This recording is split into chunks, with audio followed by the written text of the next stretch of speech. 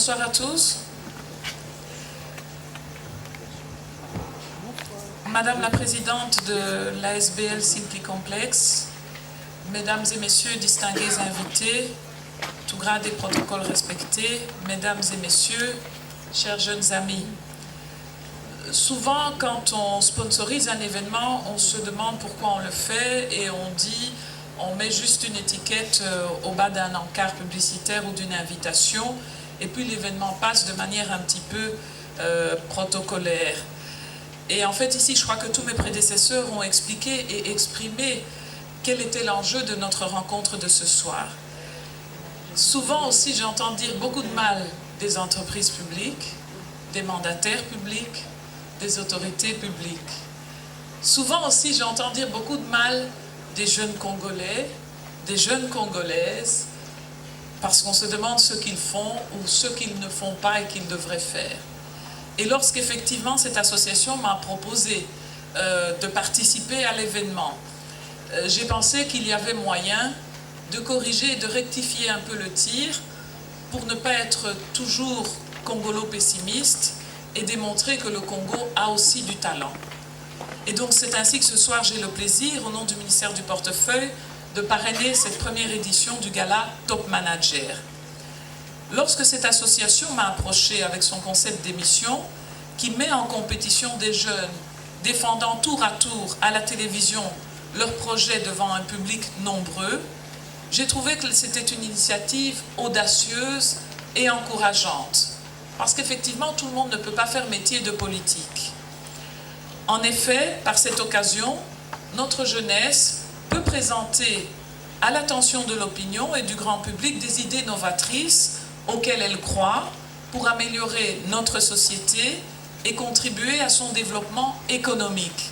Et surtout, elle accepte dès le départ le principe même d'être sanctionnée par le vote d'un jury de spécialistes.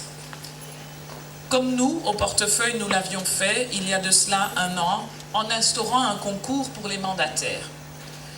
L'idée du concours, c'est une idée d'excellence, c'est une idée de compétition et c'est une idée d'ambition pour ce que l'on fait, pour la communauté à laquelle on appartient et finalement une ambition pour son pays. Et donc je ne peux que féliciter et encourager vivement les initiateurs de ce projet très prometteur parce qu'effectivement, il faut faire voir de temps en temps que le Congo a du talent. Ils viennent de nous le démontrer ce soir.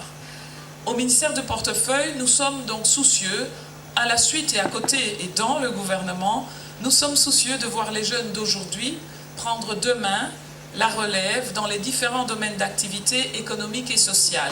Et j'insiste sur ce secteur économique parce qu'en fait, il n'est pas possible de faire droit aux prétentions, aux préoccupations, aux souffrances de la population sans améliorer la richesse nationale.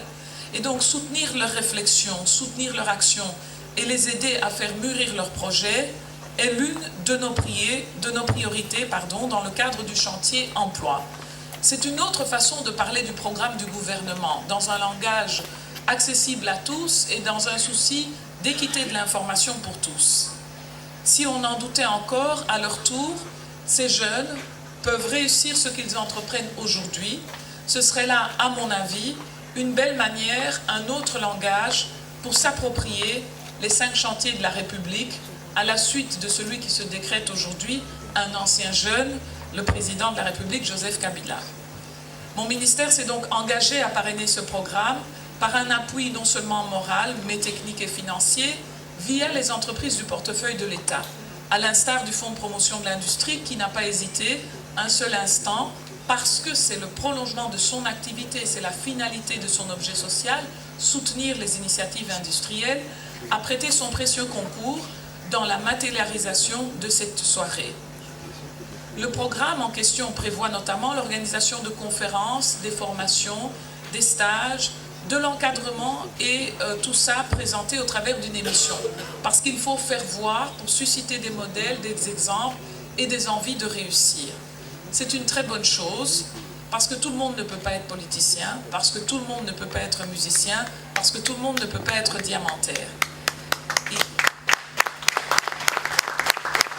Il y a lieu également donc d'aider cette association à créer de la synergie entre les étudiants de ce programme dans la capitale, mais Kinshasa n'étant pas le Congo, une synergie avec les étudiants de partout ailleurs en République démocratique du Congo. Et je suis sûre qu'ils nous suivent. Cette première manifestation a donc été placée sous le thème de la bonne gouvernance, qui, soit dit en passant, n'est pas un slogan.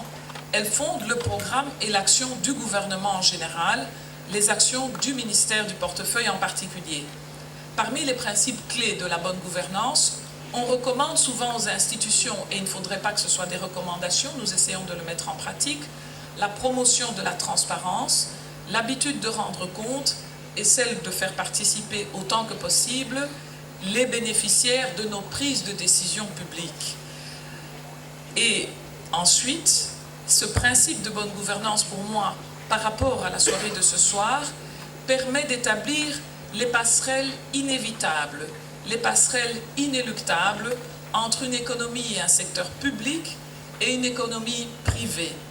Et donc, ces passerelles et ces modèles de collaboration secteur public, secteur privé sont tout le fondement, sont tout le programme du gouvernement au travers du ministère du portefeuille. C'est une autre façon de parler de la réforme des entreprises publiques.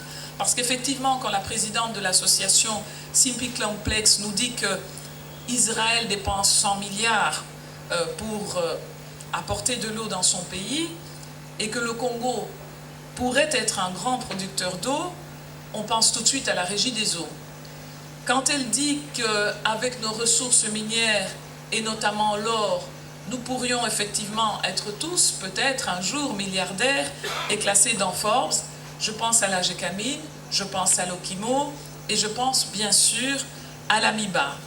Lorsqu'enfin elle dit que l'agriculture est une priorité qui pourrait nous permettre de gagner, qui pourrait nous permettre de faire la différence, je pense notamment à l'INERA et à quelques autres entreprises publiques.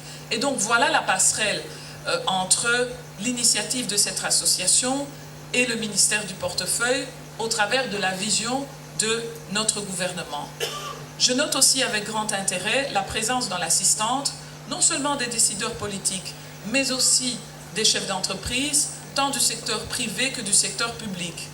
Leur présence est pour nous un gage certain de l'intérêt commun que nous portons à la jeunesse et à une ambition d'avenir pour ce pays à travers le programme Top Manager. J'y entrevois aussi également leur disponibilité à partager allègrement avec nos jeunes leur vaste et riche expérience de la gestion. Donc pour moi, Top Manager n'est pas qu'une simple dénomination qui a été choisie par Madame Faudry et ses acolytes. Je pense que Top Manager, c'est tout un programme, c'est une autre façon de voir comment relever le pays. Autrement dit, c'est une grande ambition de la génération qui nous suit et que nous essayons d'accompagner pour qu'elle puisse éclore. Ainsi, au nom du ministère du portefeuille, je formule très sincèrement le vœu de voir s'accomplir pleinement ce beau programme parce que, quelque part, cette association vient de traduire dans un autre langage l'ambition de ce gouvernement, l'ambition de tous les Congolais pour un meilleur Congo dans la paix, la promotion économique et l'équité pour tous. Je vous remercie.